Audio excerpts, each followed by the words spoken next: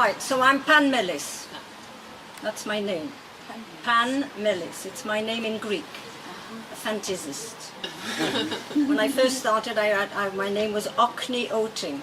But George thought that sounded like an attack of acne. He said, what? It sounds like an attack of acne. Where did you get it from? I said, well, I got it from my dream, because I was asking, who am I, what am I don't know, and this voice came from nowhere. You are incognito. So I took the word incognito and made it into an anagram, you know. And then somebody in 2000 said, do you know your name in Greek? And it's Panmelys, all honey. Sweetness. Honey.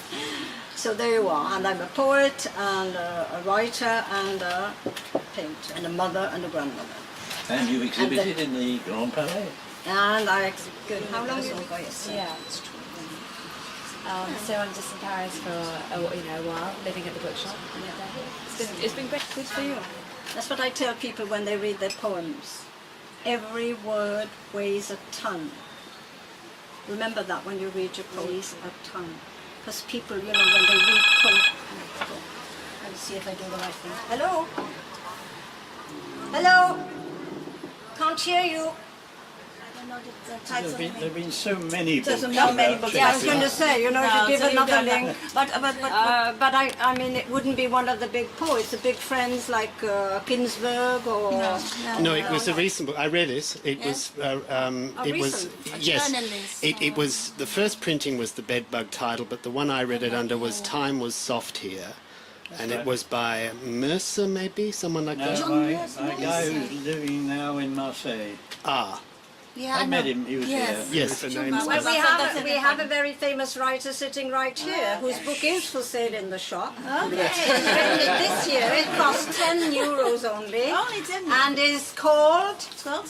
Shakespeare made... No. Paris made... Look for my... What do you expect, sir? You were at a reading the other night, weren't you?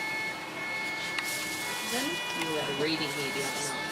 The last reading was on Friday. Yeah, we went to that. We went to The prize one. George Whitman of Shakespeare and Company. It is from his tea lady friend and poet. That's because we had to wipe up the dishes with newspaper in those days. And there were no cups. He didn't like cups with handles. That was too bourgeois. You had to drink with jam jars. So there were all these jam jars. Well, what the English would say jam jars. They are... He was into recycling ahead of his time. Yeah, he was... And he just was... And all the other things, you know. He had strange ideas about... and sometimes I would say that things in the fridge were a little off. And one day we were having I didn't put it to a meal for him. He'd made this big meal, and I said, what meat have you got in there, George? I said, it's not that meat that I told you to throw out a week ago, you know. And he said, yeah. And I said, you're not giving it. And I threw it out, and he was furious with the tumbleweeds now, today, and Elio. Are you a vegetarian? I am a vegetarian. You see, they're all vegetarians, so the new world is moving there. They're right, probably.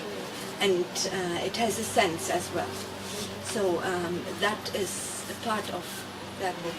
These cloths of red and green are for keen jaw. They come from Dragon Brave, who dares news page, where blackened hands do urge these softer gifts. They whiff from Minstrel's Way, where Mervyn mused and Queen Rhiannon speeds upon white steed, whom none could catch or sway. That's the Mabinogion. That's all the Welsh.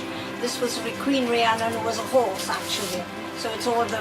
So George knew all about this, so it's a bit between George and I.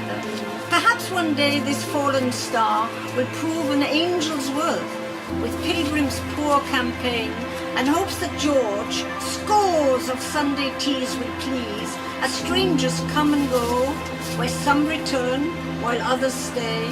All are a part of plan. I am the stranger.